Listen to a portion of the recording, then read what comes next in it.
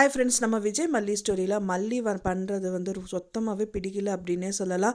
ஏன்னா மல்லி வந்து பார்த்திங்க அப்படின்னா அவங்க தலையிலேயே அவங்களே மண் வாரி போட்டுட்டாங்க அப்படின்னே சொல்லலாம்.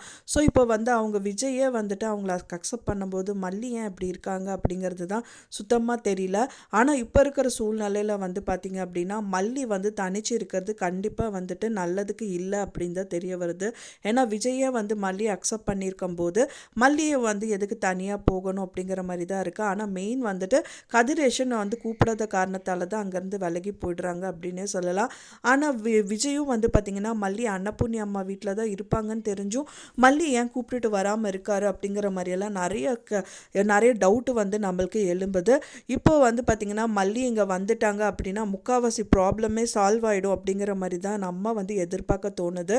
ஏன்னா மல்லி ஒன்ஸ் இங்கே வந்து என்ட்ரி கொடுத்துட்டாங்க அப்படின்னா வந்துட்டு அவங்கள டேக் கேர் பண்ணுறதே வந்து பார்த்திங்கன்னா மல்லியாக தான் இருக்கும். ஏன்னா நிஷாகிட்டையும் செட் ஆக மாட்டாங்க, விஜய்கிட்டையும் பெருசாக செட் ஆக மாட்டாங்க.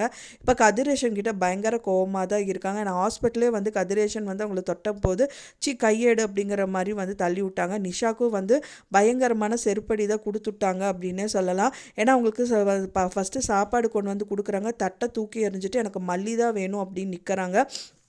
ஸோ இதுக்காகவே வந்து பார்த்திங்க அப்படின்னா கதிரேஷன் கிட்ட வந்து நிஷா போய் சொல்கிறதுக்கு நிறைய பாசிபிலிட்டிஸ் இருக்குது.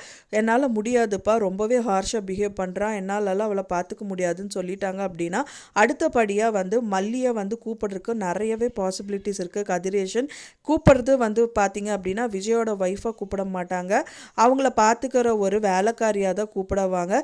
இருந்தாலும் பரவாயில்ல, பட் ஆனால் அங்கேருந்து மல்லி அங்கே இருந்தால் மட்டும்தான் இவங்க பண்ணுற அந்த சுடர் வந்து இவங்க சுத்த வந்து ஆட்டையை போடணும்னு நினைக்கிறது எல்லாமே அவங்க எல்லாமே நோட் பண்ணிவிட்டு அண்ட் தென் விஜய்கிட்ட சொல்கிறதுக்கு நிறையவே பாசிபிலிட்டிஸ் இருக்குது. விஜய்கிட்ட சொல்கிறாங்களோ இல்லையோ சொத்து பத்திரத்தில் சைன் பண்ணுறதுக்கு முன்னாடியே வந்து மல்லி வந்து சொல்லிட்டா ரொம்பவே சூப்பராக இருக்கும் அப்படின்னு நினைக்கிறவங்க மறக்காமல் நம்ம சேனலுக்கு லைக் பண்ணி சப்ஸ்கிரைப் பண்ணிடுங்க ஃப்ரெண்ட்ஸ். நான் சொன்ன இந்த தகவல் உங்களுக்கு பிடிச்சிருந்தால் மறக்காமல் லைக் பண்ணுங்கள், ஷேர் பண்ணுங்கள், கமெண்ட் பண்ணுங்கள், சப்ஸ்கிரைப் பண்ணுங்கள்.